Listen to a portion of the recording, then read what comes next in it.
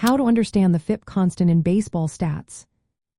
Imagine trying to compare two pitchers from different leagues or eras. How do you know if one is truly better or just benefiting from a different playing environment? That's where the FIP constant comes into play. It helps us make fair comparisons by adjusting the fielder-independent pitching metric to match the league's overall scoring environment. Fielder-independent pitching is a way to measure a pitcher's performance based on outcomes they can control directly. These include strikeouts, walks, hit by pitches, and home runs allowed. It ignores balls put into play, which are heavily influenced by fielders and luck. This makes FIP a useful tool for assessing a pitcher's skill without the noise of defense or random factors. The FIP formula involves multiplying home runs allowed by 13, adding 3 times the sum of walks and hit by pitches, then subtracting 2 times the number of strikeouts. This total is divided by innings pitched. But here's the key. This raw number doesn't match the typical earned run average, which is what most people use to judge pitchers.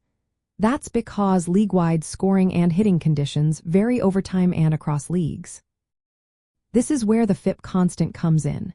It's a small number added to the FIP calculation to align the average FIP with the league's average earned run average for that season. Think of it as a calibration tool.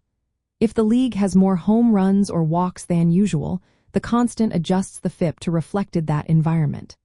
Conversely, if the league is more pitcher-friendly, the constant shifts accordingly.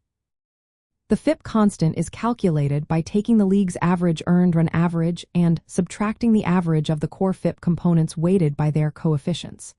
This means the constant changes from season to season and league to league, depending on overall offensive or defensive trends.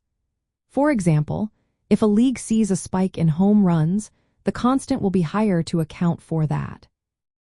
By including the FIP constant, analysts and fans can compare pitchers across different seasons and leagues on a more level playing field.